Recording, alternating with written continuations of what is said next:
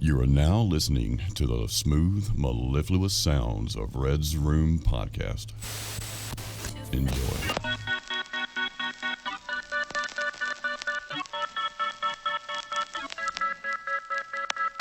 Welcome to episode number 27 of the Red's Room Podcast. I'm your host, Red. And I'm your co-host, Jake.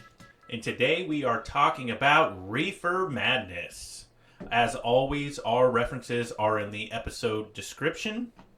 And if you have not seen the movie Reefer Madness, it's very easy to find on YouTube. That's where I watched it. Yeah, that's where I watched it too. So, let's get a little backstory. I'm sure most people are familiar with Reefer Madness. You know, I guess there is a good amount of people. I personally wasn't until you told me about it. I kind of understood the term more to mean the time period and the craze around it, but and I think most people think of it that way, but it is a specific movie, which we're going to talk about the specific movie called Reefer Madness. Yeah. And then we're going to go into a little bit about that time period and the craze and the ideologies and, the demonization of marijuana. Mm-hmm. All the way back in 1936. Woo! Yes. So, I'm going to read a few paragraphs here about the movie. Let's do it. Reefer Madness, originally made as Tell Your Children and sometimes titled The Burning Question, or Dope Addict, or Doped Youth, and Love Madness, is a 1936 American exploitation film about drugs. I added a note here. An exploitation film, the definition is a film designed by its producers to exploit, via clever marketing and promotion, the notoriety of certain sensational current events and trends.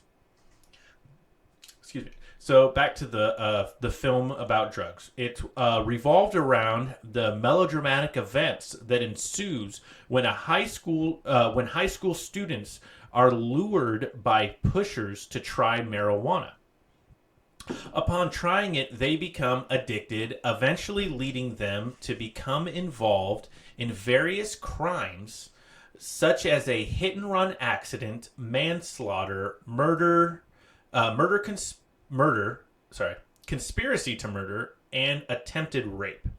While all this is happening, they suffer hallucinations, descend into insanity, associate with organized crime, and in one character's case, commit suicide. The film was directed by Louis J. Gassner and featured a cast of mainly little-known actors. Originally financed by a church group under the title Tell Your Children, the film was intended to be shown to parents as a morality tale attempting to teach them about the dangers of cannabis use.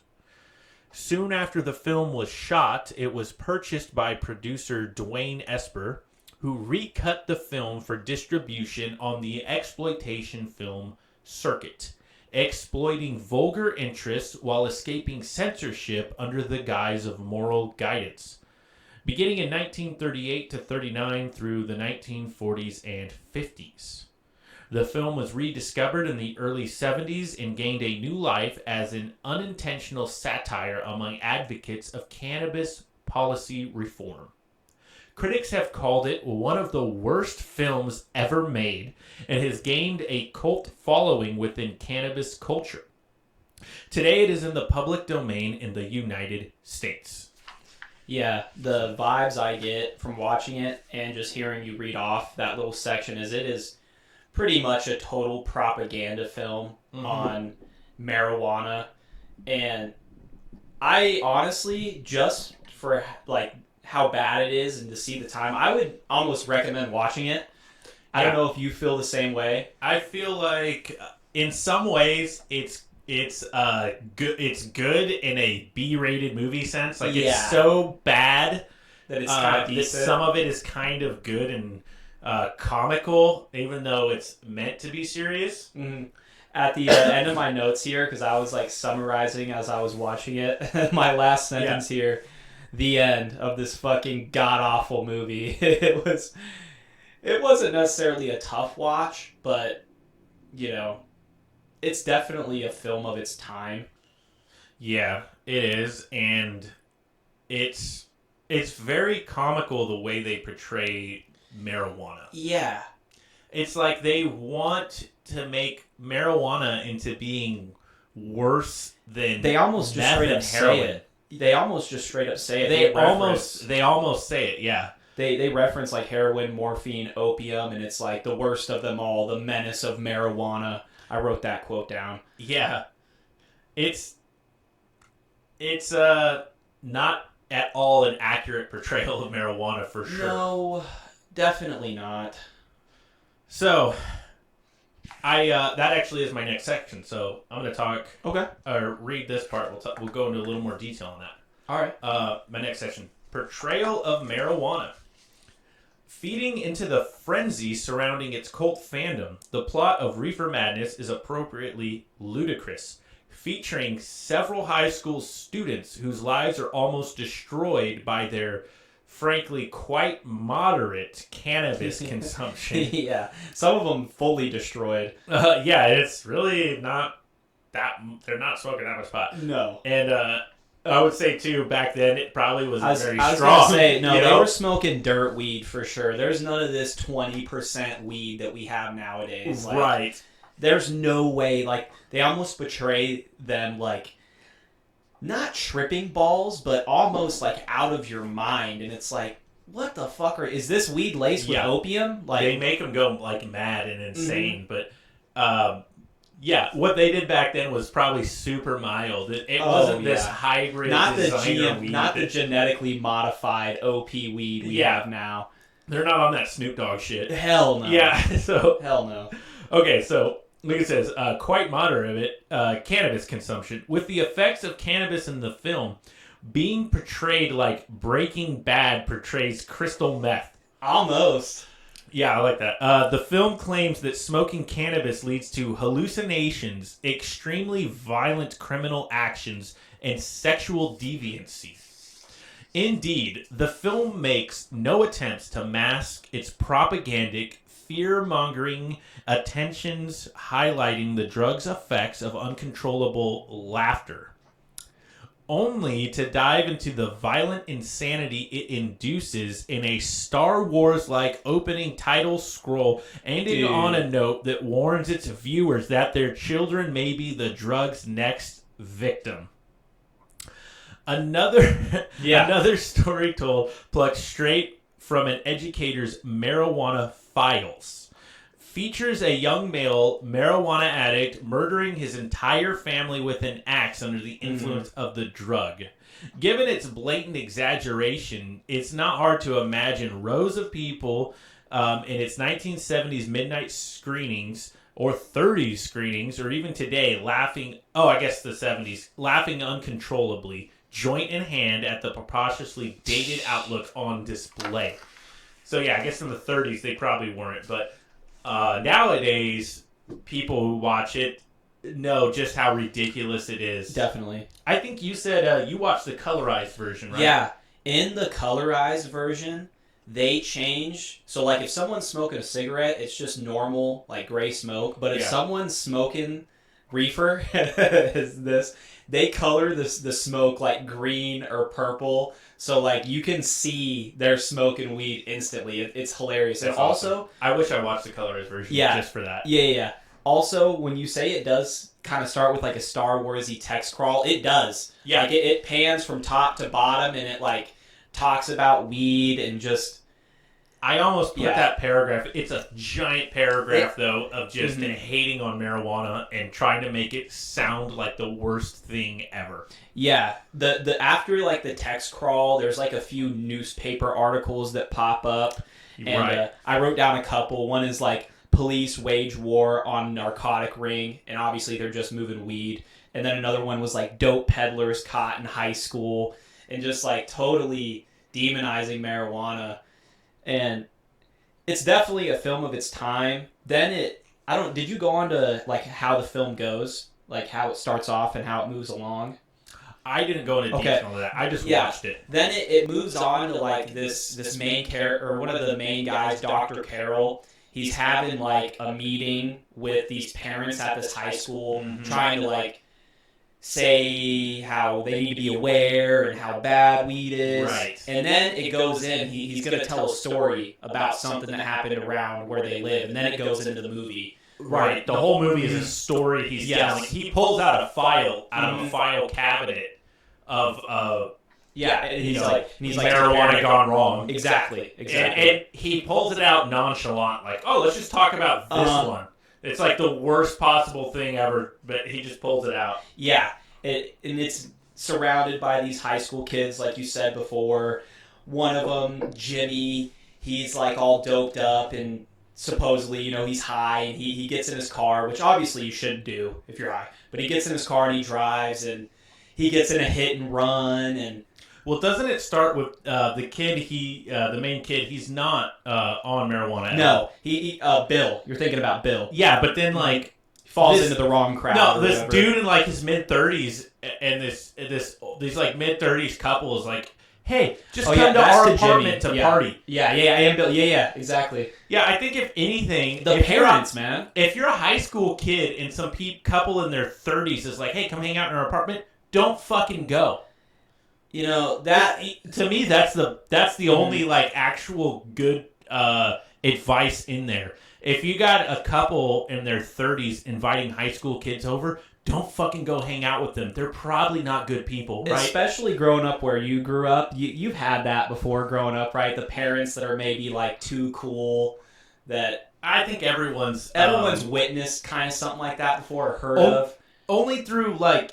Yeah, parents of a friend who was my age. Exactly. Not just a couple that just hung out with high school kids. That's fucking weird. It is kind of weird. It was a weird premise. It is kind of weird, yeah. And they just play it off as normal. Yeah, I can't remember if it's Jack. I think it's Jack. He asked Jimmy to take him for a car ride to get smokes, and he hits this pedestrian. And obviously, this is a 1936 film. Like, they didn't have CG, like...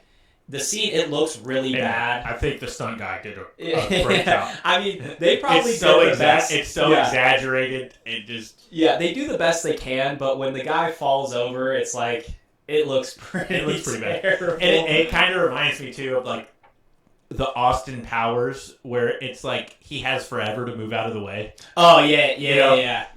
Definitely has those vibes. But anyways, he hits the guy and just takes off. Yeah, and then he just takes off. Because he was high on reefers. Yeah, he was high on reefers. Happens all the time. Fucking... By the way, anyone that I've known that smoked a lot of pot drives slow as shit. I should have looked up the video. They did a study on this, and like it is a tendency to where potheads, they drive like too slow. Right. No one's driving fast yeah, and you're hitting not, people on marijuana. It's not like you're all doped up on cocaine. If anything, that's 90.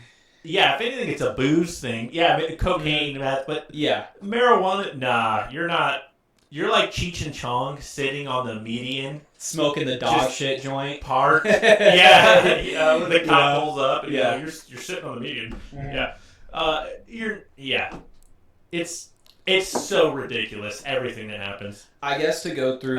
We'll summarize a little bit more happens? of the movie, and then we'll get through... Bill, he's kind of like a mainstay of the movie. He's like this younger kid who is, I would say, pretty gullible, I would say. Mm-hmm. And he starts hanging out with like the wrong crowd or whatever. The guy, Dr. Carroll's like, oh, your grades are falling, blah, blah, blah. And he basically just wants to blame it on the weed. Mm-hmm. And so later on... The doctor wants to blame it on the weed. Exactly. Yeah, he doesn't acknowledge that. So later on... He says I have something happening at home. Exactly. And then he like ends the conversation like, well, okay, right. Bill, I have nothing to offer you now. And this is the same doctor from the beginning of the movie who's at the parent-teacher conference. Trying to educate them. Yeah. So... Then we pass some time here. I'm kind of loosely summarizing this. Mm-hmm. One of the more weird characters, Ralph, you can tell he's got maybe some anger issues and something wrong in the head. He's definitely pretty baked, and he tries to rape one of the characters, Mary, and it's Right. I wouldn't say it's a hard scene to watch, but it's not a fun watch, that's for sure. He has like the entire movie. He's always maniacally laughing. Yeah. Oh, dude, I forgot to add that in. You can definitely see a lot of fake laughter in this movie. Right. It's pretty bad.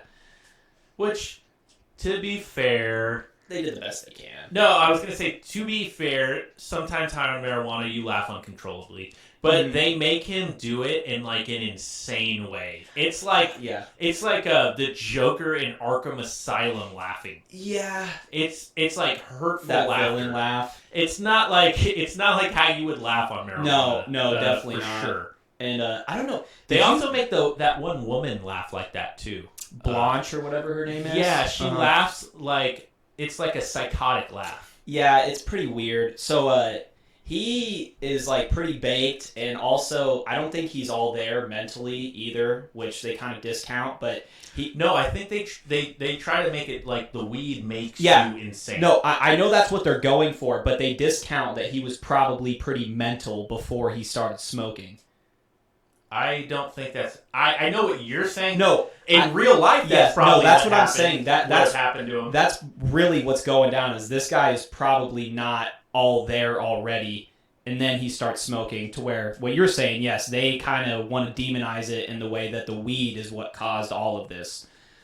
I think you're looking at this like it's a real life scenario. They wrote it this way. What am I missing here? Well, if this was a real life scenario, yeah, he would have been like mental. Yeah, that's what I'm saying. Smoking, but in the movie, they're They trying they to blame it all on the weed. Yeah, that's how they wrote it. exactly. Is what I'm saying. Yeah, exactly. Okay. Yeah, that's what I was saying. Fucking. So then, when they overhear, like Bill overhears that Mary is struggling, she's like trying to get force to do this shit from Ralph, and so then Bill shows up. Bill's like, "What the fuck?" And one of the older dude, Jack, who why are they letting this go on in their house? They show up. So Bill's like the main character of the high school kid. Yeah, pretty much. Jack is like the older man. It's his apartment, and he's like the pusher of marijuana. Exactly. Let's keep it in context. And then, so Bill's like, "What the fuck?" Him and Jack get into a tussle because I believe Jack points the gun like he's about ready to shoot the fucking guy. And they get into a tussle, shit's going on, and then the pistol goes off. And it shoots Mary right in the back. I feel like we skipped a part. So Bill, so the kid, he jumps on the guy trying to rape the girl. Mm-hmm. Gets in a fight with him. Jack pulls out his pistol to like intervene. Uh-huh. And then Bill like starts to wrestle with Jack because he has the gun, and then the gun goes off. Exactly. The gun goes off, it kills Mary, and Jack, being the shitty person that he is, Bill's all fucked up. He's all, he hasn't gone through anything like this. Jack essentially tries to frame the murder on Bill. Yeah, so Bill, the young kid, he's traumatized. He's high as fuck. He almost passes out for a bit. passes out, for a minute, and then when he as he's like kind of passing out, Jack puts the gun in his hand, kind of makes him come to, and then is like, "You shot her." Yeah. What the hell, man? And he doesn't remember anything because Bill, he's so traumatized, and he's just like, "What the fuck?" Right. He's just a high school kid. He's all freaked out, and basically Jack just convinces him. So after that, they go to trial. Bill's he's getting tried on the murder of Mary. And it's not going too well. Bill's looking like he's gonna be found guilty. Yeah, they're about to give him life, and part of it is they just want to make an example because everyone's scared their kids or more kids are gonna be like this. They're gonna smoke marijuana and murder someone. Mm-hmm. So yeah, Bill, it's not looking too good. And as this is going on, Ralph is they're trying to stay away, like lay low. Ralph, Jack, Blanche, they're trying to lay low until all this shit is over with. Mm-hmm. And later on, I guess the police do raid their house. Do you remember that part? They raid their house and they take Blanche into custody. They take Ralph into custody. He beats the shit out of this one dude, Ralph. They don't raid it. They get into a fight there, and the cops get called on. Ralph gets into a big scrap. They all get arrested, and they end up telling the truth. Yeah, Blanche like completely spills the beans of what actually happened. And then they let Billy off. Mm-hmm. Yeah, Bill gets he gets the justice he deserves, and Blanche jumps out a window and kills herself. Yeah, Blanche, like, the guilt is definitely there, and they're gonna like take her into custody, and as like there's this other older woman like taking her to custody, and Blanche just fucking runs out a window. Beelines for a window. Just jumps out of it. They try to make it like she's losing her mind throughout the movie. Because of marijuana, she's losing her mind, and then the guilt mixed on it, she just kills herself. Mm-hmm. So they blame the suicide on marijuana. Yeah. Of course. Ralph comes to court. They ended up trying him. I believe he gets put into an insane asylum because he is just fucking crazy. Yeah, and he is crazy. Definitely. But they try to say the marijuana made him crazy. Made him insane. Right. And if you look at that dude's eyes, it's not just the weed. That dude's fucked up. But I get your point you're making. Yeah. And then the movie, that's about it. It flashes back to Dr. Carroll having this like parent meeting, and like telling them how bad marijuana is, and that's kind of the end of the movie there. Right. And yeah, it flashes back to him telling the at the conference, talking to the parents, and then he's like, your child could be next. Yeah. Or yours. Or yours. Exactly. And then he like points at the camera, and it's like, and yours. Or yours. Exactly. He's like a fucking salesman trying to sell something. Marijuana's. Yeah. Yeah. Oh, yeah. Something we have to say, too. They spell marijuana differently. Yeah, they spell it with an H instead of a J. Mm-hmm. Because the average American wouldn't know to pronounce that an H. And they want you to know that it comes from the Mexicans. Exactly.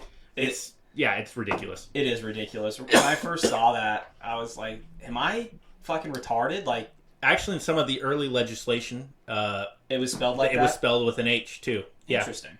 Mm-hmm. Which I'm going to get into that a little bit here soon.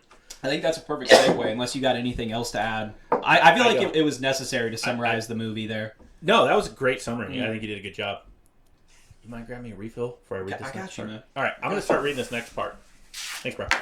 So, the historical context. This is the late 1930s, and Americans are being suffocated by the Great Depression's poverty epidemic. They're unemployed, starving, hopeless, and in desperate need of being rescued. That requires focusing on someone or something that can solve everyone's problems by being eradicated. What would Americans blame for their poverty? Well, immigrants, Mexicans, and Indians. It's the same stupid excuse we hear today of immigrants taking all the jobs. It's an excuse used by the ignorant who lack the skills, drive, and intelligence to provide for themselves. Once public sentiment was turned against Mexican immigrants, the plant was basically guilty by association. Mexican immigrants were regarded as having popularized the use of recreational versus medicinal marijuana. Some people even claimed that it was Mexicans who had introduced Americans to using cannabis to get high. And Mexicans were accused of distributing marijuana to school children too. As a result of allegations like these, Mexican immigrants were inextricably linked to the public eye to the plant. The media even changed the spelling of the word, originally marijuana, like you said, with an H, to make it appear more Spanish-derived and reinforce the connection to Mexican immigrants. Yeah. Yes, so pretty fucked up. It's racism. So America is in a bad place. The Great Depression was terrible. And basically the media starts blaming it on marijuana. I will go into more details as to why that happened later on. There's actually more reasons. But it gave all the poor people something to point the finger at. Definitely. Yeah, so that was sort of the culture of America at the time when this movie came out. Kind of brings it all into a little more context.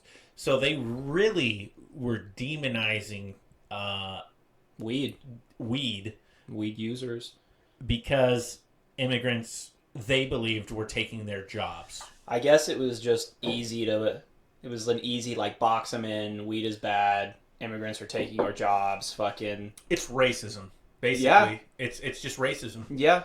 Flat out. There's no really real way to sugarcoat it. That's just what it is. Yeah, I mean, if you think Mexicans are taking your jobs, then you're not working hard enough. Fuck yeah, man. Put in some more hours. Yeah, I mean... and by the way, I'm half Mexican, so screw you guys. Screw you guys. I'm going home. I know I don't look like it, but yeah. So, let's get more in depth. I have more to say, but I want to get more in depth first. Okay. A new government agency and a man on a mission. In the 1930s, the U.S. government created the Federal Bureau of Narcotics with Harry J. Anslinger as its first commissioner. Exploiting public hostility towards Mexicans in particular made marijuana an easy target for the Bureau. Plus, Anslinger had, I don't know, I'm probably butchering his name. Anslinger. It's close enough. Anslinger. Try our best. Anslinger had fought a losing battle against alcohol during the Prohibition era. And he was determined to succeed in this new crusade. In fact, his funding depending on that success. So his determination sprang from much more than his craving of victory. He had failed to snuff out the whites' intoxicant of choice, alcohol, but he could ride the tide of blaming Latinos and other targeted groups to tackle marijuana use. So this is like kind of his redemption arc right here. Yes. He fumbled the bag on alcohol. Now he's going to fucking weed. Right, which if anyone remembers, or if you're not familiar, there was a prohibition on alcohol that failed just before this time. Alcohol was made legal again. This guy was the one in charge, and he failed to keep alcohol illegal. Mm-hmm. And now... What's the next target? Yeah, now he's got marijuana to tackle. Mm-hmm. So he's got something to prove, and he's got a lot riding on making this one stay illegal. You know, and I guess from his perspective, from what goal he was trying to achieve, I guess he did a pretty good job. I mean, they ruined weed. As far as his job was concerned. Exactly, from his perspective. Yes. But yeah, the motivations are not definitely are not great. It's not in everyone's best interest. It's in his best interest at the moment. Mm-hmm. And yeah, he has the benefit of racism on his side, so he uses it to his benefit. Mm-hmm. I got another little section here. All right. To generate hysteria, research was falsified that linked the use of marijuana to crime and social deviance. Anslinger himself said that marijuana led to insanity, criminality, and death. When the propaganda film series of which Reefer Madness was a part debuted, the films exacerbated social malaise over cannabis. Marijuana was even said to be worse than alcohol, opium, and cocaine in corrupting the youth of America. To this day, marijuana is classified by the U.S. government as a Schedule I drug, along with cocaine and heroin. As far as I take it, doesn't Schedule I mean, like, no medical benefit? Like, there's nothing you can get out of, which is just, we know that's total bullshit. Correct. I find it interesting too that cocaine and heroin are up there. Like, I don't know if you guys know this, but your other drugs, like prescription drugs, are based off cocaine and heroin still. I mean, yeah. Especially if we talk about methamphetamine, like your amphetamines, like any amphetamine, Adderall, Ritalin, Vyvanse, they're all amphetamines. They're just cleaner. They're all in that family of cocaine. Exactly. There is medical benefits of them, of course. And heroin, I mean, all the painkillers are derived from opium. Look at type just poppy drugs. in general. Yeah. In my personal opinion, none of these should be Schedule 1. I'm not saying everyone should have them, but there are medical benefits of these if we're being adults. Everything in moderation. About this. Yeah, you do it how it's supposed to be done, whatever it is.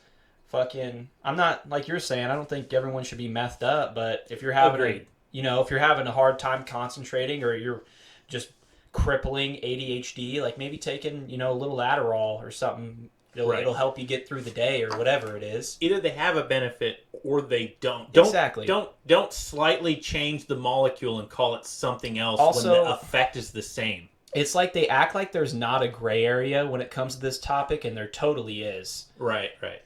But, that's just my piece on it. You're free to have your own opinion.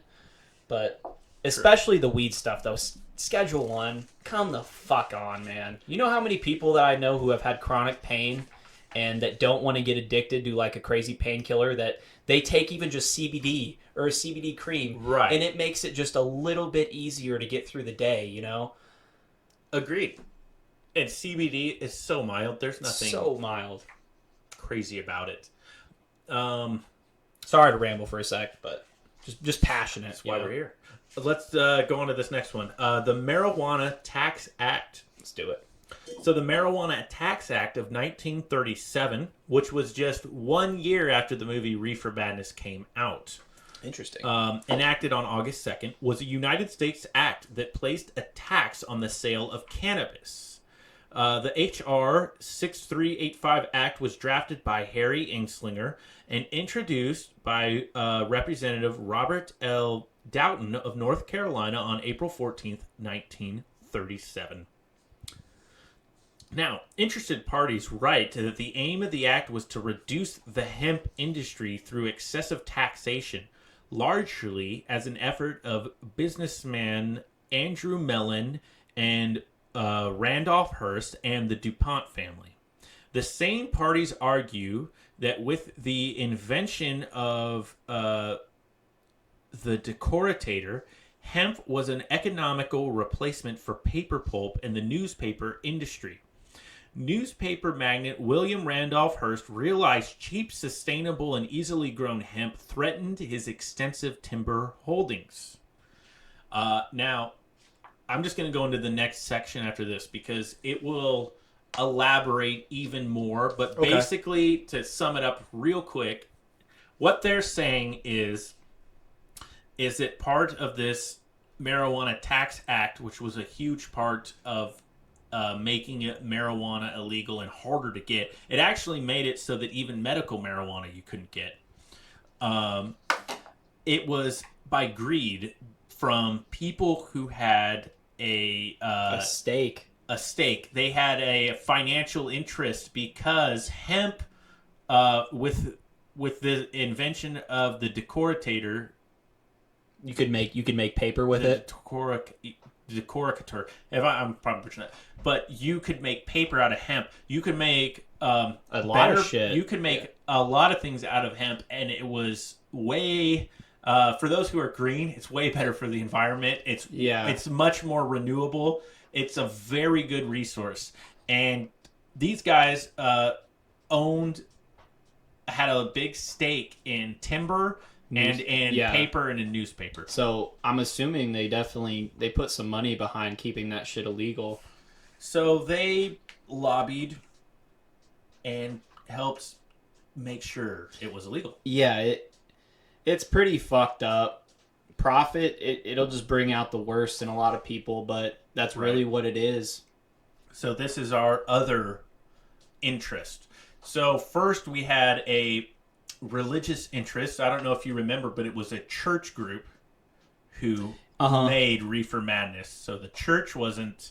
They were against it. The church was a lot bigger back then. Yeah, it was originally supposed to be called Tell Your Children or whatever. Yeah, by the church. They're putting out this film. And I think a lot of churches preaching back then, in general, were against marijuana. Mm-hmm. Then you had Anslinger. Oh, no. Then you had racism. Yes. Racism. Yeah.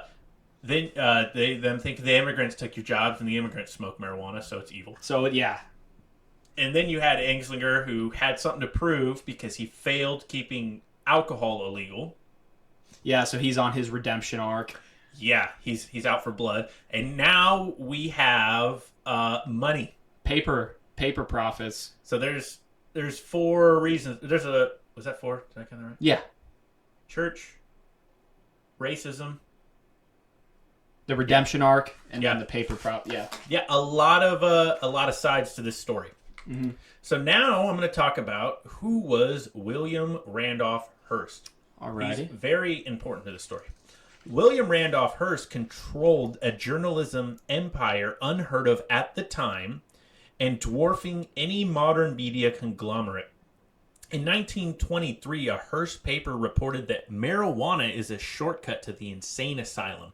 Smoke marijuana cigarettes for a month, and what was once your brain will be nothing but a storehouse for horrid specters. In 1928, a Hearst paper reported that marijuana was known in Indiana as the murder drug. It was common for a man to catch up a knife and run through the streets, hacking and killing everyone he encountered. In one of the most bizarre claims, the article claimed one could grow enough cannabis in a window box to drive the whole population of the United States stark raving mad. Oh my god. Hearst newspapers published a steady stream of anti-cannabis stories, but they were not alone. As early as 1930, the Salt Lake Tribune, under the headline "Evil Mexican Plants That Drive You Insane," what the fuck? reported that marijuana makes the smoker wilder than a wild beast and provided anecdotal evidence of average people who become murderers after smoking cannabis. That was a good find. Yes. So this guy and other newspapers, which he controlled a bunch of them. I bet. Because they were worried hemp was going to take over their paper industry, which he was making so much money off of. Yeah. He was producing all of these racist ads. Yeah. Blaming Mexicans and blaming all these outrageous claims. So the newspapers were getting pumped full of this, and people were believing this crap. I mean, and from the normal people's perspective, I get it. You don't really have the info, but he's like saying you're gonna smoke weed and you're gonna go murder someone. Like, what the fuck, man? Yeah. That one that you can grow enough in your windowsill to to make the whole population just be mad. fucking Like, what are we talking about? Yeah, it's like, are we popping perks here, dude? We're not gonna go get in a fight. Like, the people I know that smoke, you smoke and you fucking you don't want to do nothing. Yeah, like, you want to hang out and eat a exactly. bag of Cheetos. You know, like, what are we talking about? So all driven for profits. Yes. So, as bad as you think the media might be today, in 1913 and in the 30s, it was pretty fucked up then too. And you weren't able to go to, like, I feel like you couldn't cross-reference sources like we can now. Like, you had the newspaper, and that was back kind then, of it. You didn't have the internet. Yeah. You didn't have other sources of telling if something was true. You read it in the newspaper, and you were like, oh my God, this is insane. Other than that, all you had was one and another. There was nothing else. Yeah, if anything, you had different newspapers, and what you didn't know was William Randolph Hearst owned most of them. Yeah, he paid that shit off. He owned most of the papers, and then the other papers they were doing the same. They were printing the same garbage. So it's crazy today. It still is a Schedule I drug federally. Yes. So to kind of reiterate what we were already getting at. This is my last sentence I have on this. In short, the main reasons why marijuana is illegal to this day is because of racism, blessed by the church, fueled by greed, and exploited by the government. I think that's a good way to sum it up. I mean, that's really what it is. And a couple retards making a fucking stupid film about... Yes. I wonder how many people watched this film. I'm sure quite a few. And Reefer Madness is the most famous, but there was other films like it. Oh, I bet. There were. So it was... You were getting pumped from the newspaper, from all the media, and from Hollywood. You were getting pumped the same message. Mm-hmm. Not that anything like that would happen today. Of course not. Of course not. So as early as these things were around, they were used to sway the public. Mm-hmm. And it seems like they did a pretty good job of doing it. Yeah, I mean, you get some paper money behind it. You get a few government officials. You get a few fucking people making movies about this, and weed's just done. That's how you get laws passed, and you get people's rights taken away. Mm-hmm. It happens so fast. It's so easy. Exactly. It's a shame. As you can see where we stand, there's no reason why pot shouldn't be legal. You're free to disagree with us, but marijuana should definitely be legal. And also, they specifically chose to call it marijuana on purpose to make it sound with an more H. racist. What is it? Marijuana. They spelled it with an H too, but then to this day they've continued to. They call it that on purpose to make it sound more Mexican, to be racist against Mexicans. They choose not to call it cannabis or pot or weed. They choose specifically to call it marijuana on purpose. It's all fueled by racism, and maybe this sounds stupid, but maybe when it does get federalized legal, do you think they change the name or just change it to cannabis or something? I don't know. That would be comedy. Oh man, you know what'd be awesome about it to have ran an ad that's like, Mexicans are taking your jobs because they're smoking marijuana, so come buy ours. Yeah, should have been a good way to sell it. Come smart. Yeah, exactly. You want to work more? Come get some marijuana. Mm-hmm. You can get more work done. Yeah, dude. There's a bunch of different drugs. Like, there's a ton of them. Like even kratom. Kratom was illegal here for a long time, even though doesn't make any sense. Yeah, shit like that. Like, there's definitely a pharmaceutical business kind of agenda, and then there's the paper business agenda, and just people's rooted mentality on how it's bad for you, and it is what it is, man. You win some and you fucking lose some, and this is definitely a loss here, I would say. Yeah, I agree. Personally, if I'm putting my opinion out there, just let people do what they want. Just let them do what they want. Within reason, of course, but maybe I'm extreme, but I say if you want to do meth, go ahead. But if you commit a crime or you hurt someone, we already have laws in place for that. Yeah, you're allowed to commit the crime, right? But are you going to face the consequences for it? We already have laws for that. If you rob someone, we already have laws for that. Mm-hmm. So if they want to go tweak and let them go be a homeless tweaker. There's maybe that's just me. I've seen so many tweakers and heroin addicts and stuff around that they're not harming anyone. I don't care. If they want to go recycle cans so that they can buy meth and heroin, they can live their life like that. Do I think it's a great way to live your life? No. Am I going to raise my children with those values? Absolutely not. Mm-hmm. But I think you have the freedom to destroy your life if you want.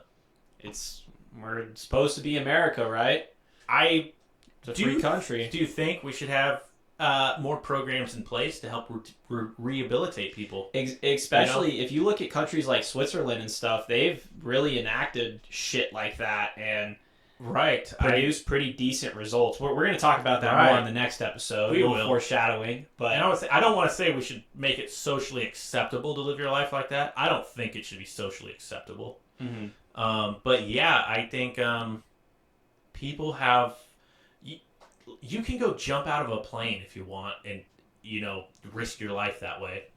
Yeah, skydiving thing. You can go bungee jump. Trust that cord that's tied to your fucking ankle. Right. You can go swimming in whitewater rapids. See how great you do. You go swimming in the ocean with sharks. I mean, if you want to be stupid, go ahead. Mm-hmm.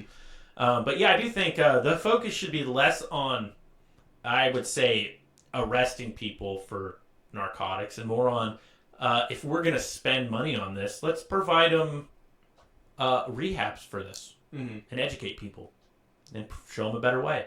Yeah, in short, this movie Reefer Madness, it was pretty fucking terrible. I suggest y'all turn it on and see how far y'all get into watching it. But I honestly think it's an okay watch. It's an okay watch in a way that if you want to laugh at some ridiculousness, it's great in like a B movie type of. It's so bad, it's entertaining. That's about all you got for me. You got any other things you want to add? No, not on this. I guess thanks for listening, guys. Check out our merch store We appreciate it. Drop us a like. It's been Jake, guys. This is Red. See ya.